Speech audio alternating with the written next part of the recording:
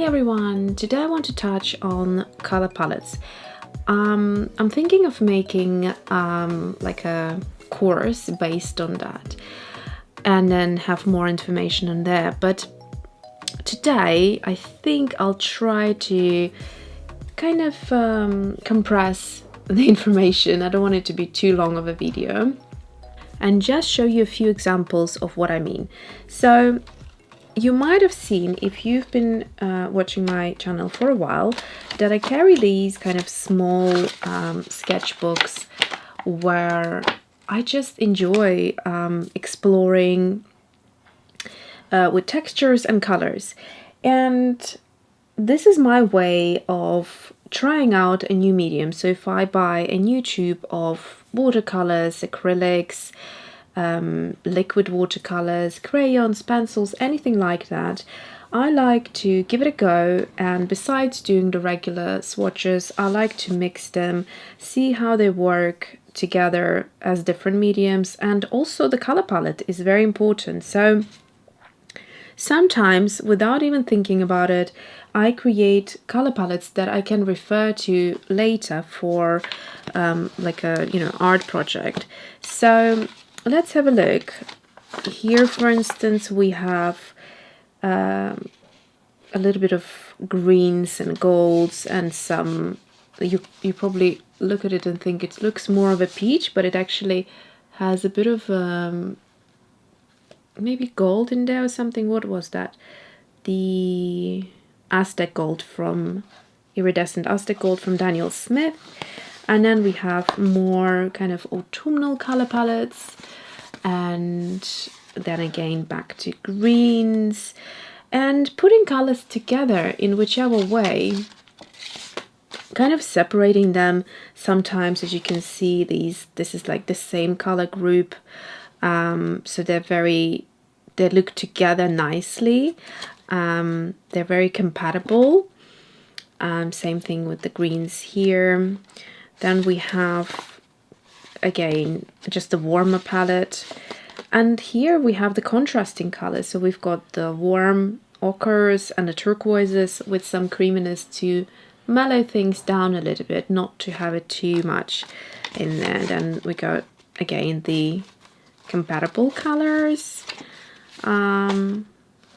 These are from by the way, from my online course, which is on Teachable, so I'll try to link it up here for you to see the launch of it, so you can get an idea, where I basically go through those pages. Okay, then again we have more subtle colors, a palette of pastels, and then we have altogether different mediums. So these are more shiny and more kind of matte things.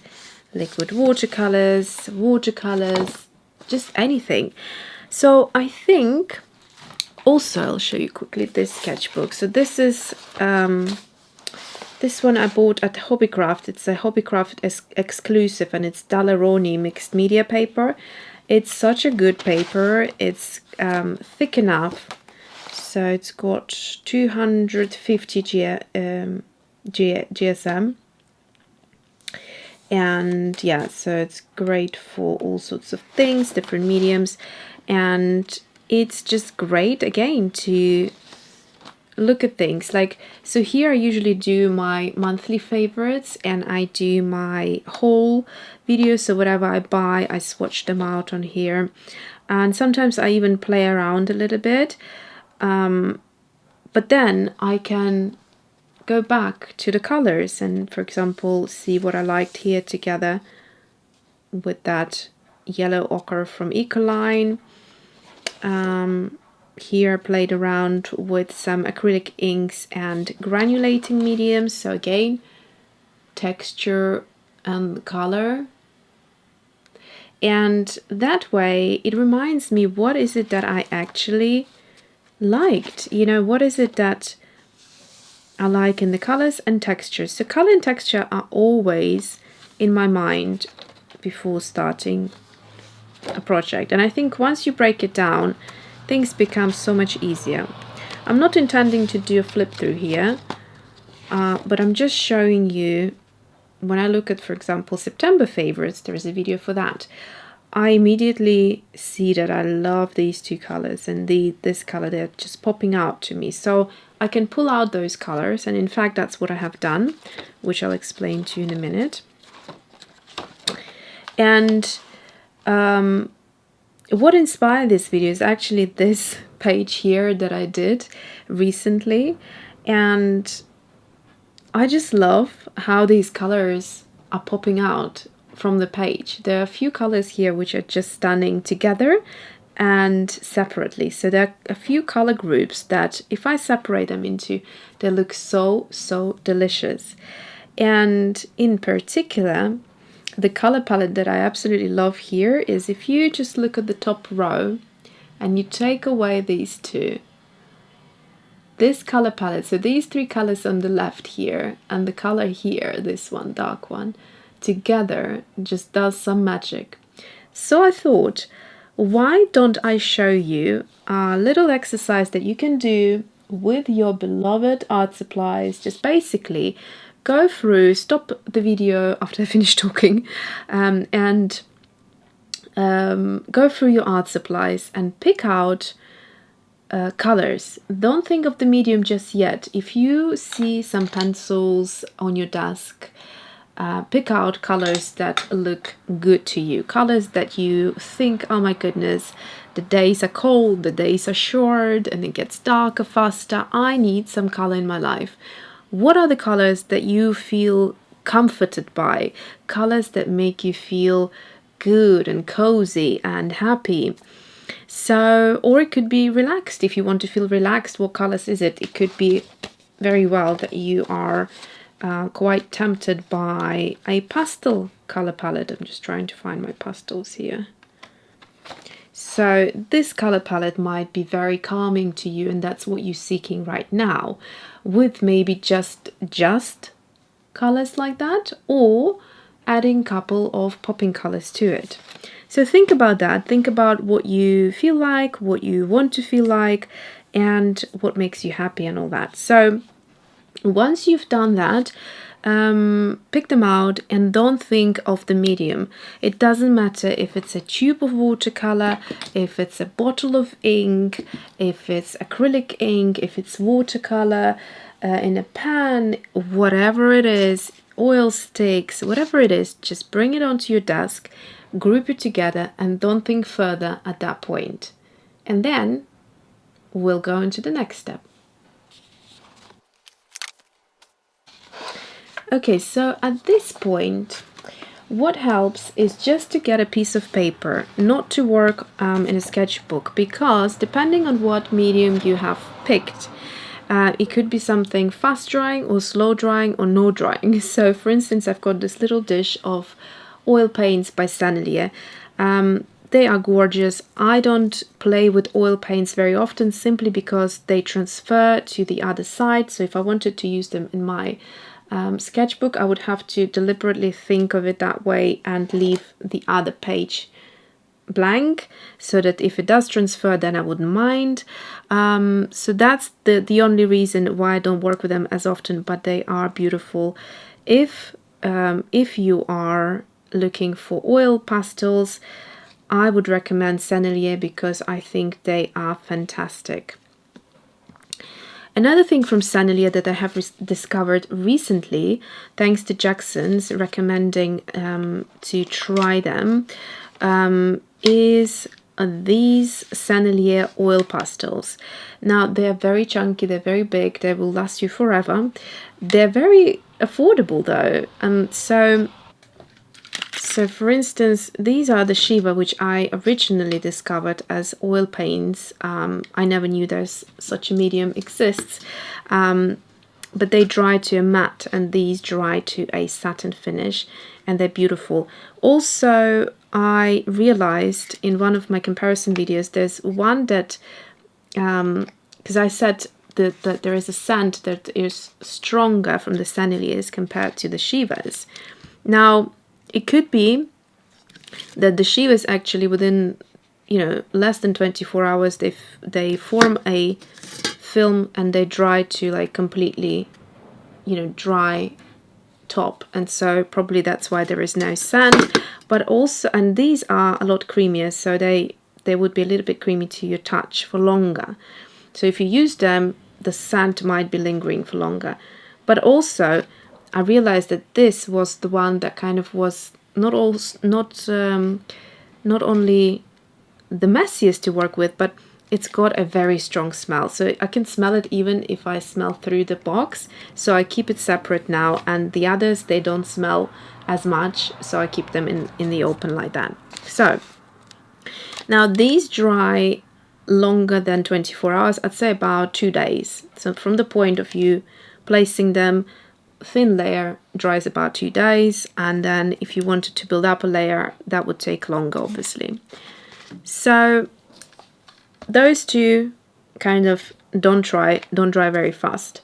Now then I have a number of things here.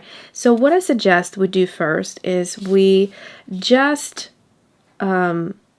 swatch, you know, make large swatches on a piece of paper. I've got about A4 size here, and that's it. We're not thinking about anything else at this point.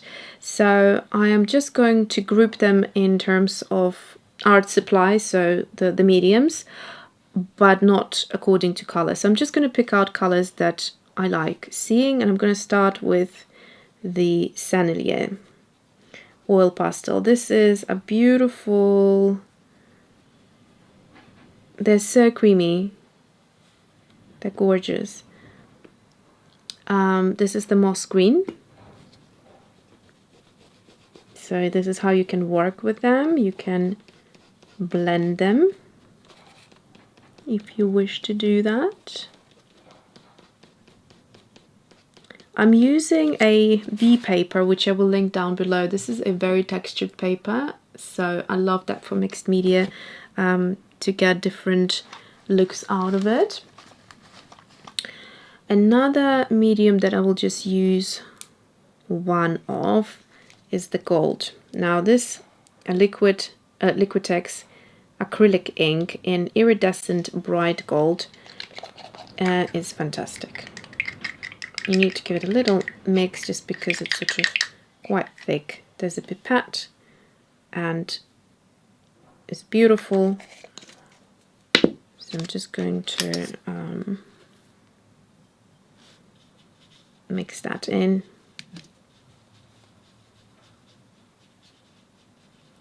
This acrylic ink works beautifully with watercolors. So while the watercolors are still wet, just bring it in.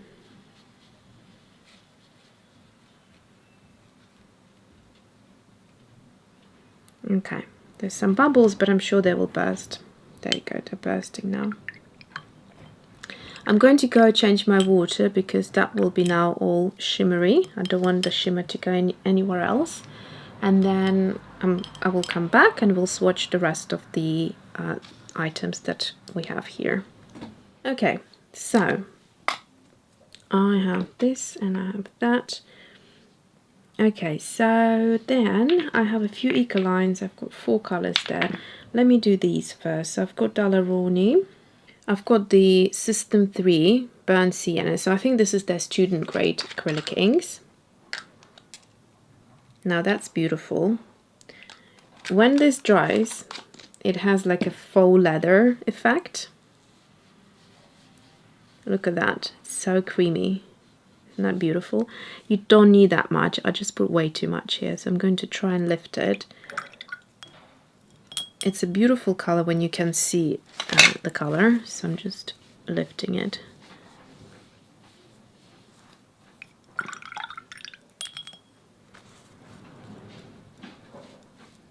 It's got such a beautiful luminosity to it.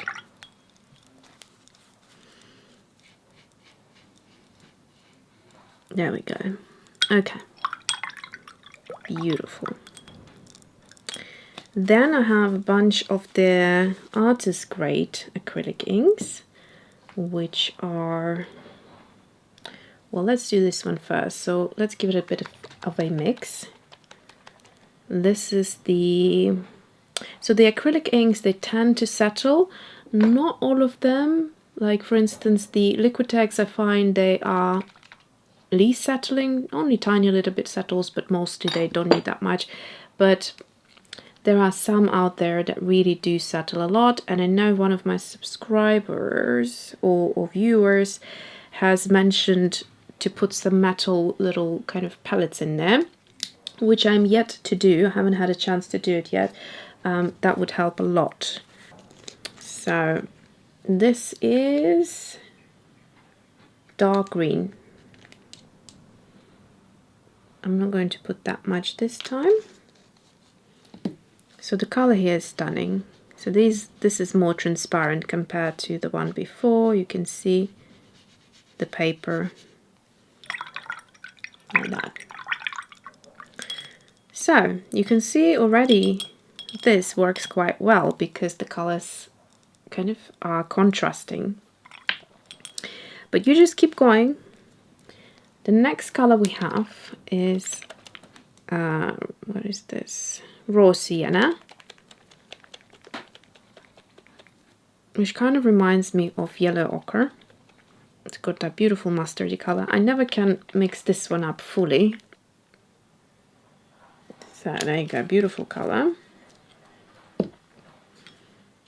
Look at that. So this one is quite milky as well, but you can get it to be transparent.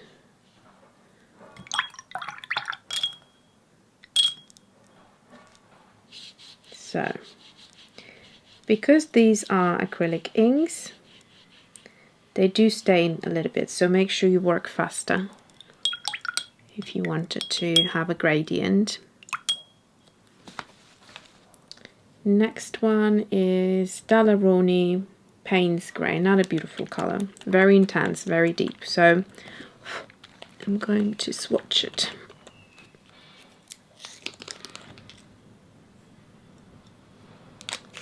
You will see a slight similarity or overlap in a few colors here, but that's absolutely fine because that means these are the colors that I am attracted to and I enjoy at the minute.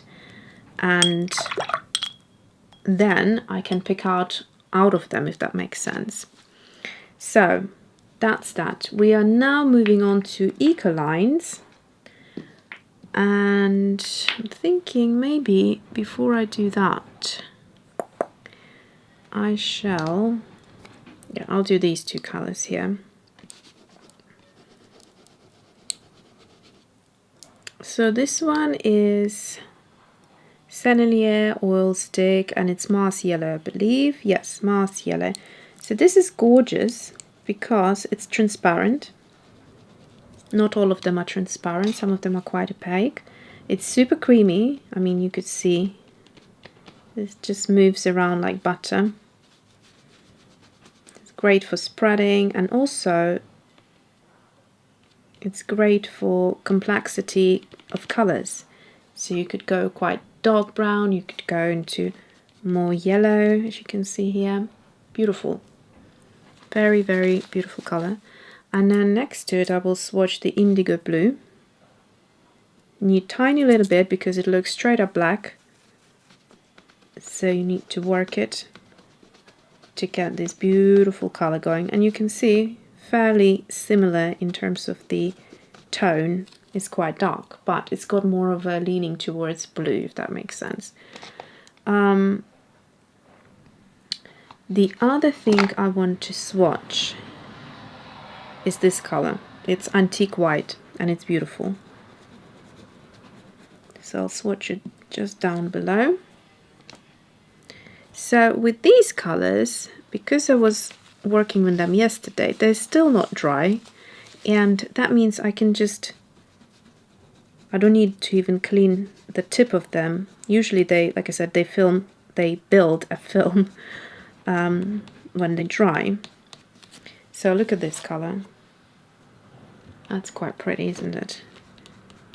I'm just going to move it out a little bit, make it a bit bigger. So that's it. Now washing them out requires a soap and water, so I'm going to go do that. Okay, and then while we're here with the Shivas, I might as well do a couple more. Let me pick out 3 colors that I really like from Shiva. Now I'll use these 3. So I've got the beige. Now this is very dry, so you have to take a tissue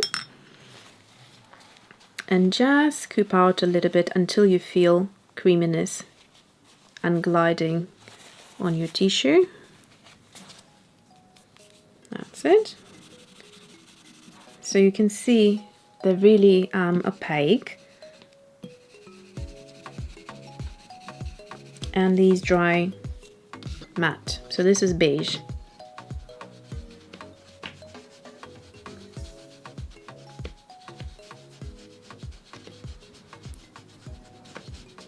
Spreads really beautifully if you wanted to blend them.